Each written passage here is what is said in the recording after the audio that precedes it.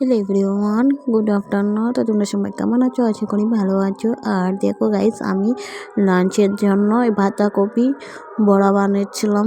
তো দেখো এখন আমি পেঁয়াজ কুচি দিয়ে দিচ্ছি, এদিকে কাঁচা লঙ্কা কুচি দিয়ে আমি তারপরে দিকে দেখো লঙ্কার গুঁড়ো, হলুদ গুঁড়ো, এখন হলুদ গুঁড়ো দিচ্ছি, তারপরে দেবো লঙ্কার গুঁড়ো দেওয়ার পরে একটু লবণ দিয়ে দেবো, স্বাদ মতো পরিমাণ লবণ দেবো দিয়ে তারপরে দিকে তো আমার কাছে গাইস বেসন ছিল না, চালের গুঁড়ো ছিল না, তো আমার কাছে ময়দা ছিল, তো আমি ময়দা দিয়ে বড়াটা বানাবো।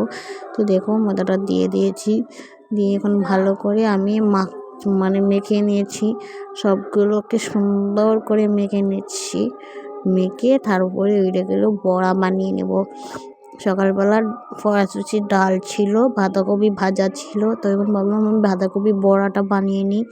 তো আমার না এই যে বড়া খেতে অনেক ভালো লাগে। তো দেখো গাইস, আমি চুলাটা জ্বালিয়ে তাওয়াটা বসিয়ে কড়াইতে তেল দিয়েছি, কড়াই না, এটা হলো তাওয়াতে তেল দিয়ে দিয়েছি, দিয়ে তেলটা এদিকে থেকে ওইদিকে নাড়াচাড়া করলাম, গরম হলো। তারপরে দেখো গাইস, আমি সুন্দর করে লাড্ডু করছিলাম, লাড্ডু করে করে আমি দিয়ে দিচ্ছি তাওয়াতে, একটা একটা করে গোল গোল করে লাড্ডু করে দিয়ে দিচ্ছি। তো দেখো গাইস, আমার তাওয়াটা পুরো ভর্তি হয়ে গেছে, তো অনেক সুন্দর লাগছিল দেখতে। তারপরে দেখো গাইস হয়ে গেছে, আমি এটাকে পাল্টে দেবো।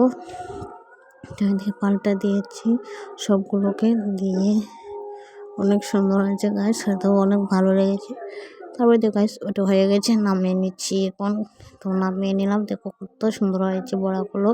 তারপরে আবার দিয়ে দিয়েছি তাওয়াতে সবগুলো সুন্দর করে গোল গোল করে। দেখো ফাইনালি শেষ। তো ভিডিওটা কীরকম লাগলো অবশ্যই ভালো লাগলো।